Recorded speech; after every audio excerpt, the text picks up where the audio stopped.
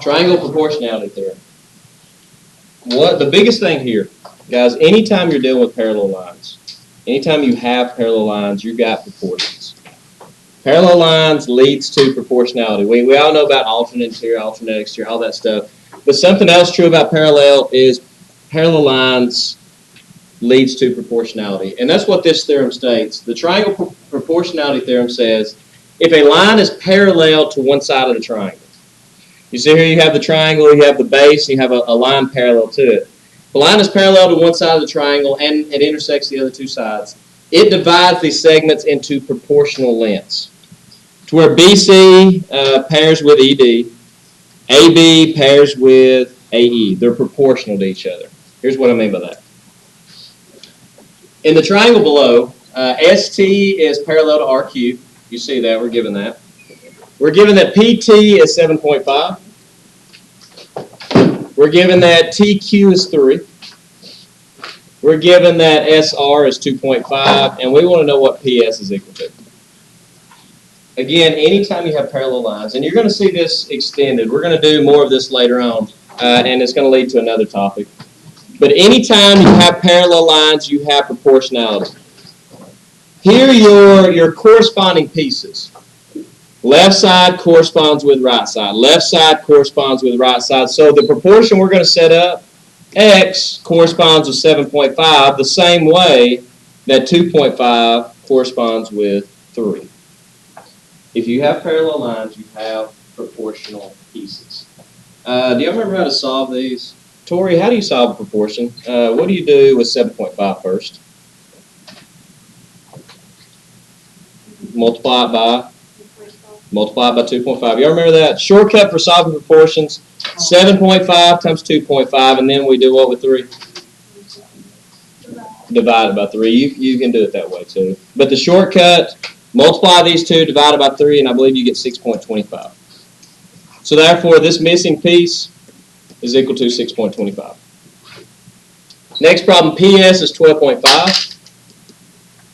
SR is 5.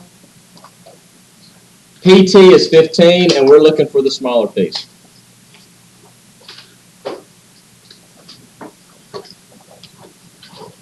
Somebody set me up a proportion here. 12.5 goes with, good, 15. The same way that goes with, and that's not the only way you could set that up. What if I wanted to do 12.5 goes with 5? Is that possible? Yeah. You're going to get the same answer. 12.5 goes with 5 the same way that, how would you finish that one? 15 goes with X. And let's talk about why can we set it up two different ways and get the same answer. Shortcut for solving these. I'm going to take 15, I'm going to multiply it by 5. Shortcut for solving this. I'm going to take 15, I'm going to multiply it by 5. Same thing. And then I'm going to divide by 12.5. Divide by 12.5. 15 times 5, 75, divided by 12.5, what do you get? 6. X is 6. If you have parallel lines, you have proportionality.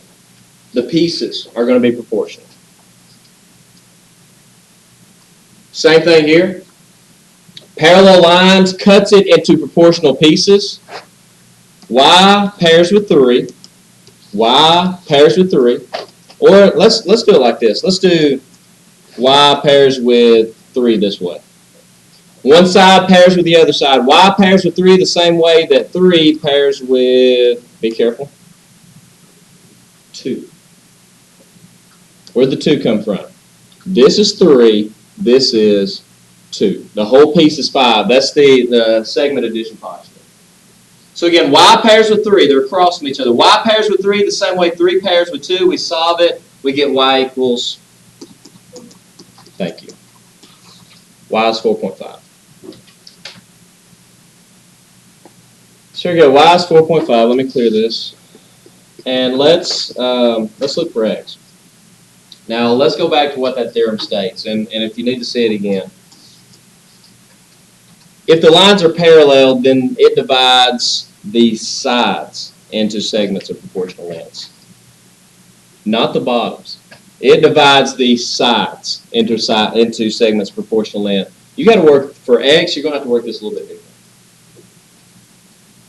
3 over y equals 2 over 3. That's fine. But to find the value of x, x is not a side. X is not one of the sides that got divided in this triangle. X is the base. X is the bottom. X goes with 3.5. The same way, and here what you got is congruent, or excuse me, it's not congruent. What you have here are similar triangles. Does everybody see two similar triangles? The reason I know that they're similar, well, these angles right here, they're congruent. These angles right here, they're congruent. And this angle right here is congruent to itself. Those two triangles are similar.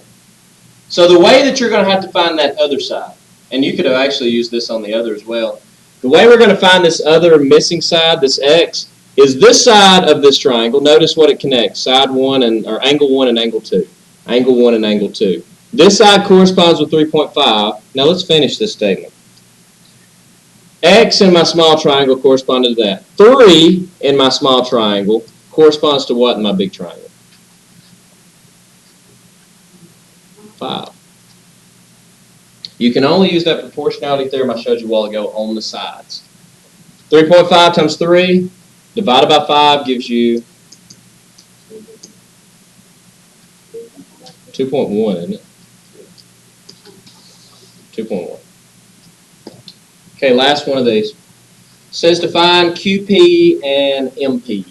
Find QP and MP, which is the length of this and the length of this. Now here you are dealing with sides. Here you're not dealing with the bottoms. If you're dealing with the bottoms, you're going to have to use just similar triangles. But since we're dealing with the sides, help me set this up. Kayla, 5 matches with 6. 5 goes with 6. Finish that proportion. 5 goes with 6 the same way that... Perfect. X goes with 3 3/5. The shortcut, if you want to change 3/5 to 0.6, and how did I know that? I did 3 divided by 5 is 0.6. If you want to do this as 3.6, multiply, divide, that's fine. But let's talk a little bit about fractions. How to multiply 5 times 3 3/5.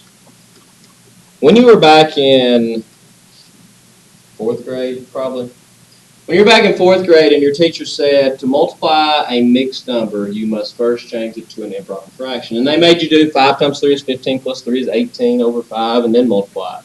You don't have to do that anymore. There was a reason that back then they taught you to do it that way. It's because you weren't introduced to some new material. Is everybody okay that 3 3/5 is the same thing as 3 plus 3/5? 3 wholes plus another 3/5. To multiply those two things together, property could you use? That's distributive property. To multiply a whole number times an improper fraction, you can use distributive property. 5 times 3, that's 15. 5 times 3/5. Okay, a lot of people start typing this in. 3/5 times 5. 3/5 of 5. Well, how do you find 3/5 of 5? Okay, you're going to take the 5, and you're going to divide it into 5 equal pieces, and you're going to take 3/5. 3 out of 5 of those pieces. How many do you now have? 3. 3/5 of 5 is 3.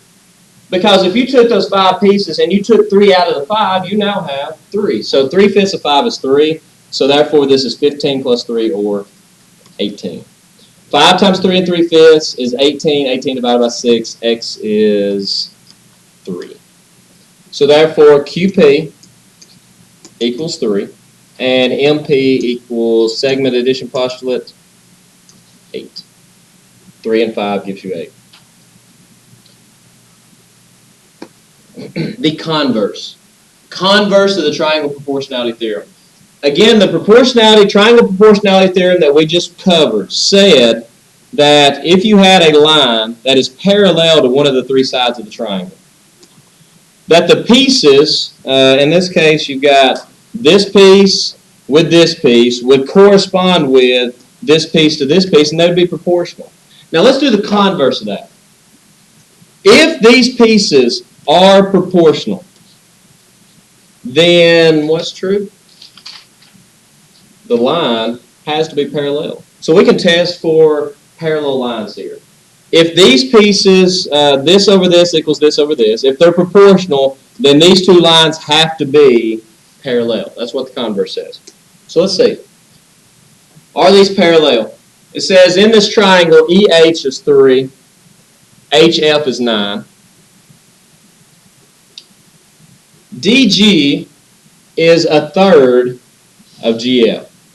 Okay, let me remind you of what it means to be proportional. Proportional means that they have the same ratio. 3 to 9. Reduce that ratio for me. A 3 to 9 ratio is the same thing reduced as a 1 to 3, a third. So on this side, the little piece to the big piece, you have a 1 to 3 ratio. Well, let's check and see, do we have that same proportion? Do we have that same ratio? Are they proportional? Are they equal? It says DG is a third of the length of GF. This is a third of that. How do you reduce that? What if this is 4, that makes this 12? What if this is 5, this makes this 15, because it's a third? What does that reduce to? 4 over 12, 5 over 15, 6 over 18 reduces to a third. Because, again, think of it. If this is a third of that, would it not be a 1 to 3 ratio?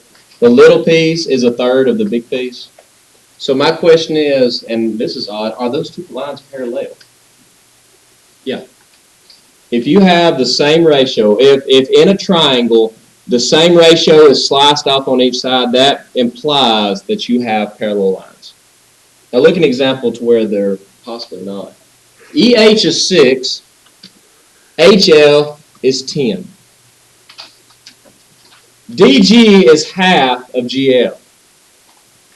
Is that the same ratio? Over here, this is a 3 to 5 ratio. Is this a 3 to 5? If DG is half of GF, can anybody tell me what the ratio over here is? 1 to 2. It's half of it. If DG is 2, that means GF is 4. If DG is 3, then GF is 6. That's a 1 to 2 ratio. Those two ratios are not the same, so it is impossible for those two lines to be parallel. They're not. In order to be parallel, so we've got a new way of testing to see if two lines are parallel. First way to test if they're parallel is, do they have the same slopes?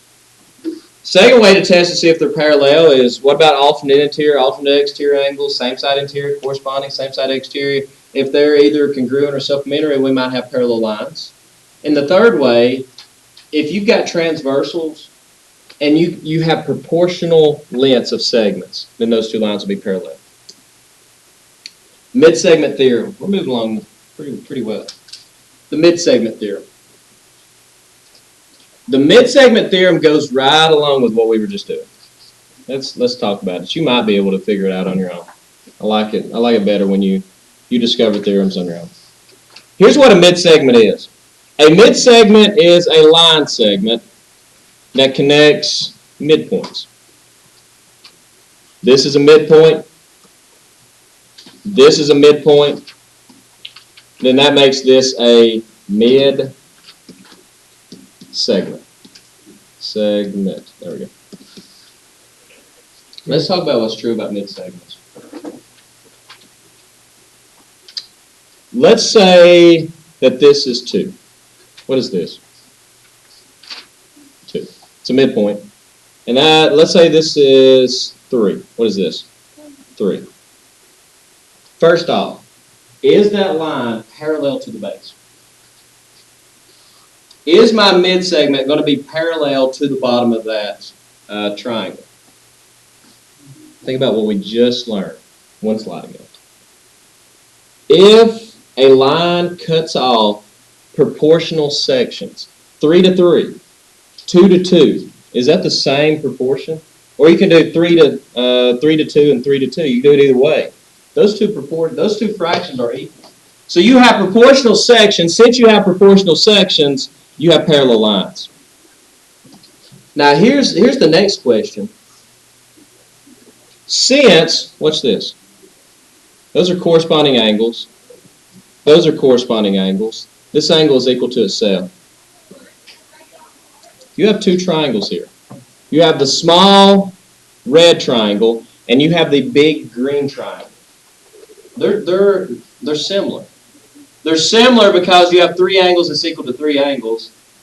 Can anybody tell me the scale factor? How much bigger is the green triangle than the red triangle? What's the scale factor? 1 to 2. It's twice as big. Makes sense. If this is 2, what's the whole thing? 4. If this is 3, the whole thing is 6. Its 1 to 2 ratio is twice as big. So the rest of the midsegment theorem says if you know the third length of the small triangle, if you know what the length of the midsegment is, then you know the length of the whole bottom of the triangle. What would it be? 10. The midsegment is always half the base. Midsegment is always half the base, and it says that right here. A midsegment of a triangle is parallel to one side, and its length is 1/2 the length of that side. In this figure, XY and XZ are midsegments. XZ is a midsegment. Don't make this harder than what it is. If the whole bottom is 13, somebody tell me how long XZ is. 6.5. You're done. A midsegment is always half the base. Another one, the length of ST.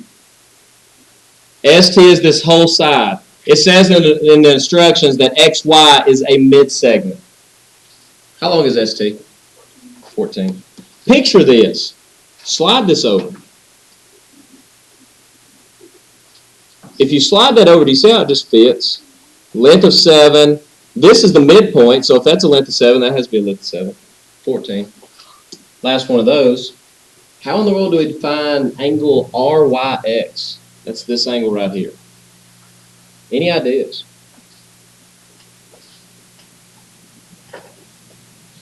The midsegment is always parallel to the base. Somebody tell me how big that angle is. 124. Does everybody see the Z? Parallel lines. There's your two parallel lines. It's cut by a transversal. It's kind of a Z. It's the reason it doesn't look as much like a Z is because you have obtuse angles. But there's your Z, so therefore those two angles are alternate interior angles, so it would be 124 degrees. Yes. So here we go, going through these again. DE, we're looking for this. It says right here, well, no it doesn't. DE is a midsegment, because look, equals, that's a midpoint, equals, makes that a midpoint. So that must be a midsegment. The length of a midsegment is always half the length of the opposite side, so if that's 15, that makes this 7.5. And again, you can see it. You can slide that. Something else, look, if you drew two midsegments, and that's what you have there, if you draw two midsegments, as in this figure, what shape is that in the middle? These are parallel, right? This is a midsegment as well, so these are also parallel. That would be a parallelogram. Opposite sides are parallel. You have in the middle a parallelogram. Next one, find the length of DB. Somebody tell me how long DB is.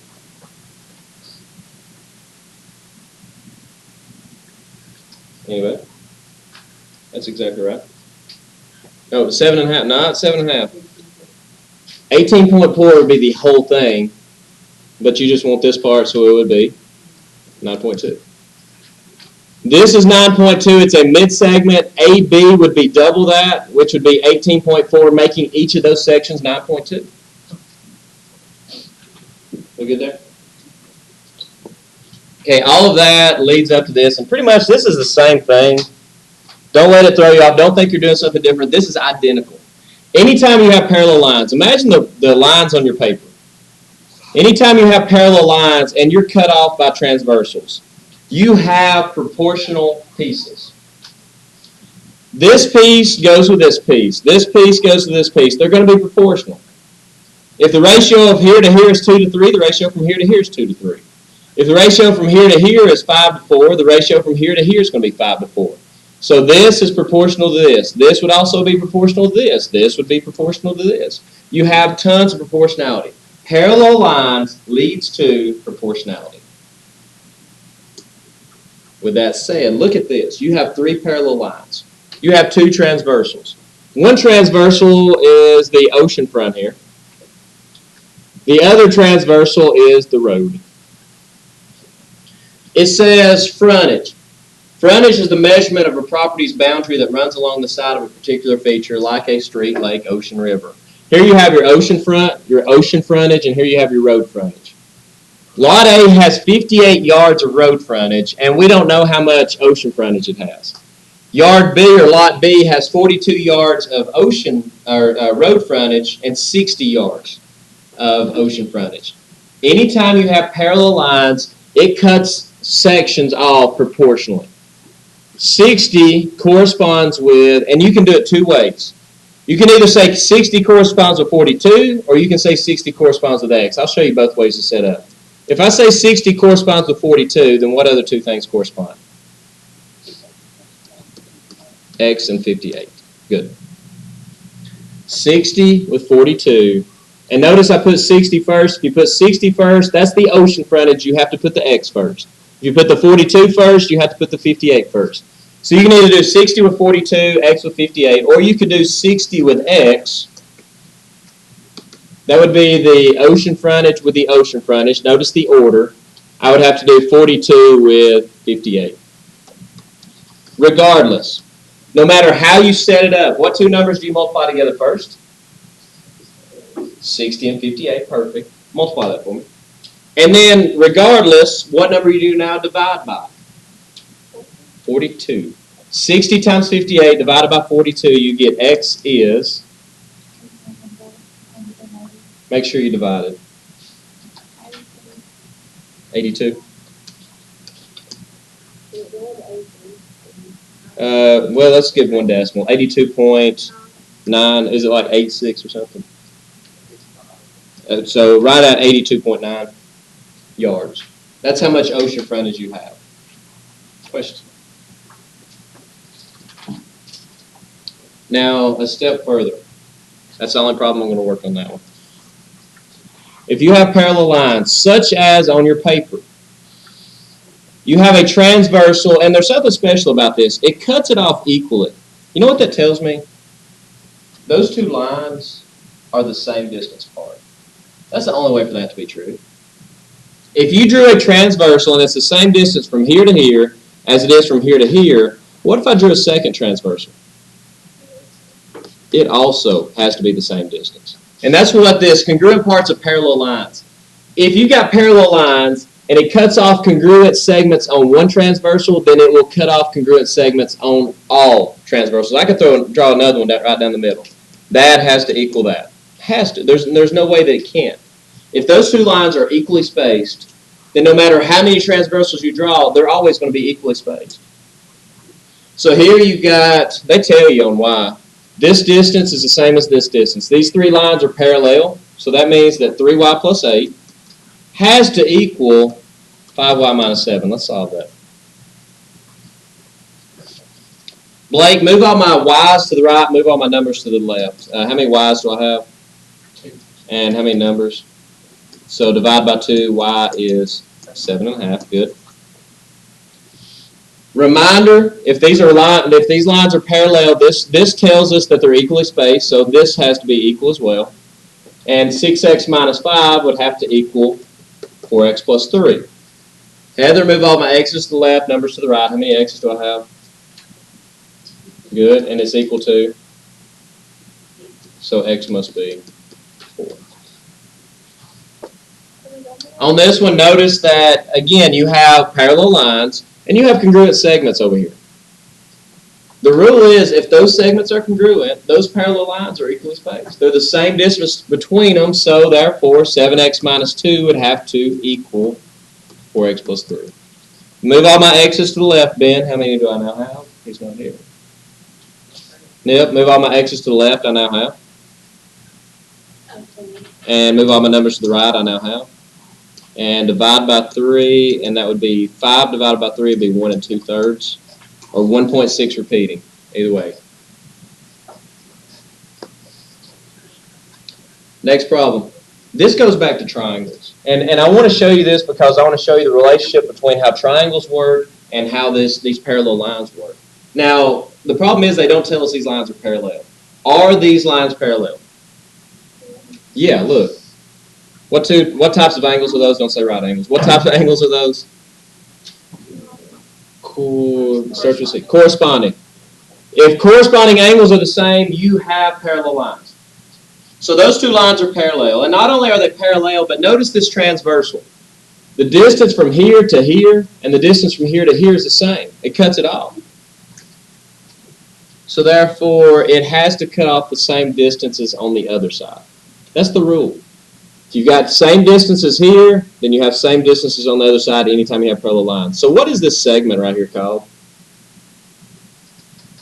Good job. That's the mid segment. Connects a midpoint with a midpoint, but that's all extra information. So therefore, this has to equal this, because that's a midpoint. Move the x's to the right, move the numbers to the left, and I get x is 6. You already solved it. 1x equals 6 or just x equals 6. Special line segments. In a nutshell, these are pretty easy. In a nutshell, all this right here says, if two triangles are similar, and notice they all three start, if two triangles are similar, we know that side lengths are proportional. From a previous slide, we also know that your perimeter is going to have the same scale factor. And not only the side lengths and the perimeter, but also the altitudes are proportional, the angle bisectors are proportional, and medians. Pretty much what that means is everything's proportional. If two triangles are similar, then everything is proportional. We'll get to area and stuff like that later. But for now, all your linear measurements, they're all proportional. So first problem, and it tells you ABC and FDG is proportional. They're similar. It tells you that AB is 15. And we know that AB corresponds with FD, and FD is 12. What I need is a scale factor.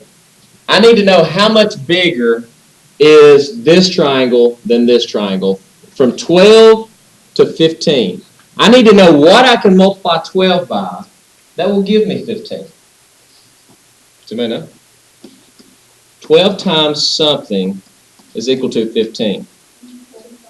1.25. The way they found that, they did 15 divided by 12. That is my scale factor. That means that I can take anything. I can take angle bisectors, I can take altitudes, I can take perimeters, I can take anything from this, multiply it by 1.25, and it gives me the corresponding piece there. Well, this angle bisector is 8. That makes this angle bisector 8 times 1.25. It's 1.25 times bigger, which is, I think, 10. So simply find your scale factor, whatever you're looking for, multiply by 1.25, that gives you the corresponding piece over here. Same thing here, find the value of x. We're looking for scale factors, and notice I've got the two pieces here, and I'm missing it here, so let's do it backwards this time. Let's find the scale factor that goes from 20 to 15. I need to know how much smaller, and if you do it right, you should get a number below 1. Because if you multiply by 1, something stays the same. If you multiply by something bigger than 1, it gets bigger. If you multiply something by smaller than 1, it gets smaller. So 20 times what will give me 15? Say it again. 0.75. So my scale factor is 0.75.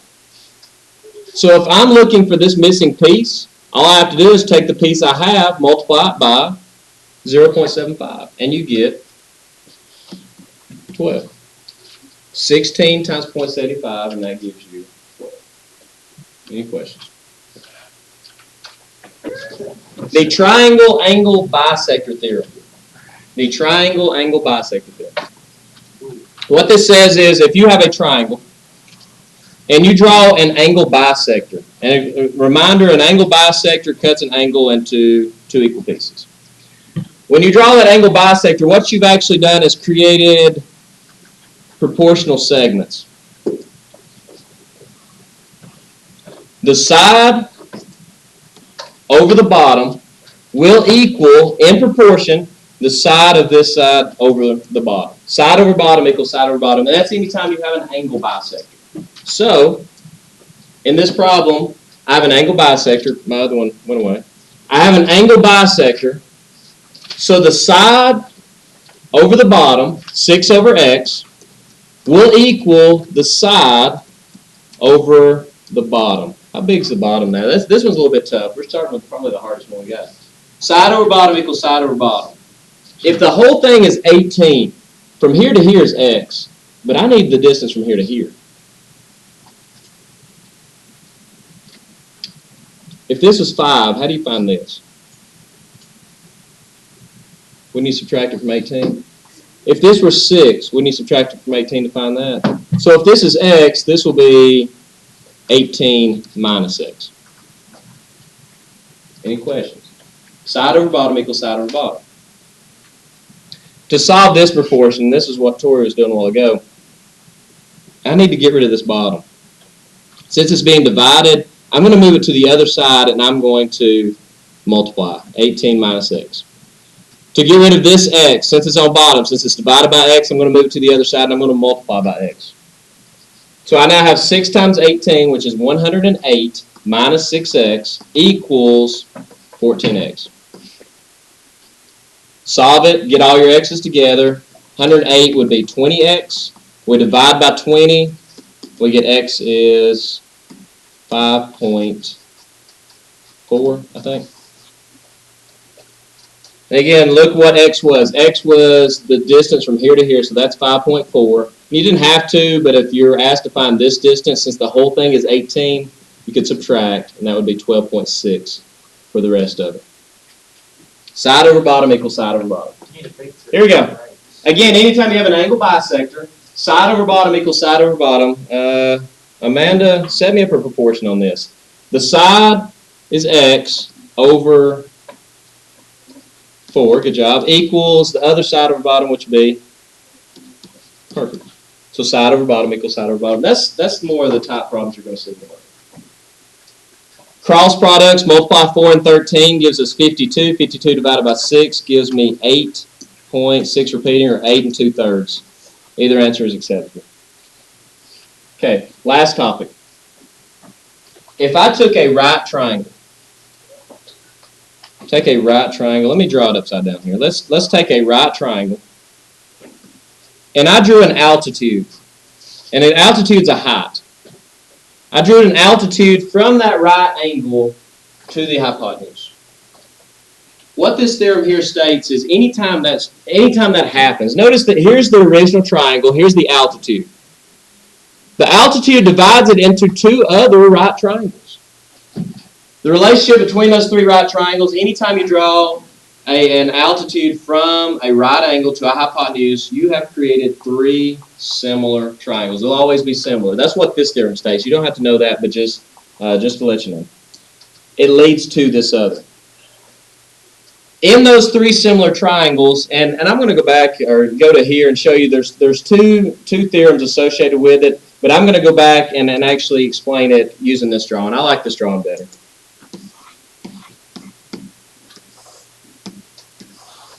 When you're given, and again, this is pretty huge. When you're given this scenario, right triangle, altitude, and you're asked to find that altitude, h is equal to what's called the geometric mean between the bottom 2 pieces. H is the geometric mean between x and y. Now, what in the world is a geometric mean? I guess we need to cover that. A geomean. Geometric mean. Now let's discuss first arithmetic mean. You know it one, or it one, that one. Arithmetic mean. Does anybody know the arithmetic mean between 6 and 10? What's the arithmetic mean between 6 and 10? What is a mean? You average. 6 plus 10, and then you divide by 2. What's the arithmetic mean between 6 and 10? 8. Now, you've never done geometric mean. How do I know that? You've never been in geometry. So more likely you've never seen a geometric mean. To find a geometric mean, let's find the geometric mean between 9 and 4. To find a geometric mean, you take 2 numbers and you multiply them, and then you take the square root of it. Geometric mean, multiply square root. You have 2 options here. You can either multiply these numbers first and then square root it. What's the answer? 6. Or could I do it separately? You remember doing when we broke down square roots and we said we could break this into the square root of 9 times square root of 4. You could do it separately as well. Square root of 9 is 3. Square root of 4 is 2. Leads to the exact same answer. So now that we know what a geometric mean is, back to the problem at hand. To find the height would equal the geometric mean between x and y, between the two bottom pieces. So what I'd probably do is draw this. And h, to find h, you do the geometric mean between x and y. Now what about b? Sometimes you might have to find b, sometimes you might have to find a. To find b, b is the geometric mean between its bottom piece, you see b's over here, its section of the bottom, and the whole bottom. So b is the geometric mean between x and c. Anybody want to take a stab at what you think a will be? The geometric mean between which two pieces? Its bottom and the whole thing. Again, h is the geometric mean between the two pieces. B is the geometric mean between its bottom and the whole bottom. A is the geometric mean between its bottom and the whole bottom. So there's your three formulas. So, first problem of these, find the measure of x, find the measure of y, find the measure of z. This is not drawn like you're used to seeing it drawn. And if you want to, on your paper, you can always do this. You can always spin your paper, right? There's how it was drawn on your picture a while ago. But let's try it like this. To find the measure of the altitude, which in this case is x, x is the geometric mean between the two bottom pieces. The two bottom pieces are 20 and 5, so x would be the geometric mean between 20 and 5. What is x? Square root of 100? X is 10.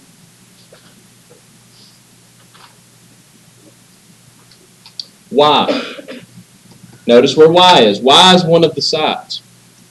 Y is the geometric mean between its section of the bottom and the whole bottom. Again, y is the geometric mean between its section of the bottom and the entire bottom, which is 25. Now, if you would like, you could split that apart, or you could multiply it together and then try to simplify it. Guys, it's already split for you. Y'all see that? Leave it split the way it is. The square root of 25 times the square root of 5. The square root of 25 times the square root of 5. That would be 5 root 5. And then finally, z. Z is the geometric mean between its portion of the bottom and the whole bottom. Its portion of the bottom would be 20. The whole bottom is 25. Now I'm going to multiply that one out. That's the square root of 500, which is the square root of 100 times the square root of 5, which is 10 root 5. Square root of 100 times square root of 5. To find an altitude, once again, I am going to rotate this one so you can see. Normally it's like that. You're just going to have to, your numbers will be upside down. To find the altitude, which in this case is z, z is the geometric mean between which two numbers? Perfect. 8 and 25, the two bottom sections, which is the square root of 200, which is the square root of 100 times the square root of 2. Y. Y is the geometric mean between its portion of the bottom and the whole bottom. What's its portion of the bottom? Good. And what's the whole bottom? 25 here, 8 here, 33. If you multiply these two out, you're going to get some big ugly decimal. I know the square root of 25. Now up here, yeah, I knew the square root of 25. I could split down the square root of 8. You could do it piece at a time if you want to. Here, square root of 25 is 5. Square root of 33, I have no idea. And root 33 will not simplify anymore. And finally, x. X is the geometric mean between its portion of the bottom, which is 8. Good. And the whole bottom, which is 33. Here's what I would do. Square root of 33 will not simplify. The square root of 8 will. So I would split this into the square root of 4, because I know the square root of 4, times 2 times 33. Follow me? I know the square root of 4, that's 2. I don't know the square root of 2. I don't know the square root of 33. I'm left with the square root of 66 underneath. Here we go, the last problem. Find the measure of x, y, and z. And again, if you want to take it, rotate it around. There you go. And I know that looks like 6. That's a 9. That's a 12. And that's a y. A little bit different here. And all I'm going to work, now y and z is worked the exact same way. All I'm going to work here is x. I want to show you how to work x. And then you do the other two the same way. Do you see the issue here? You've got an altitude, but you don't have a bottom piece. The rule is the altitude is the geometric mean between the bottom two pieces. So 12 equals the square root of 9 times x. And we got an equation to solve here. You got to work it backwards. To get rid of a square root, what do you do to the other side? Square root undone is a square. So now you have 144 equals 9x. Divide by 9, you're going to get x is 16.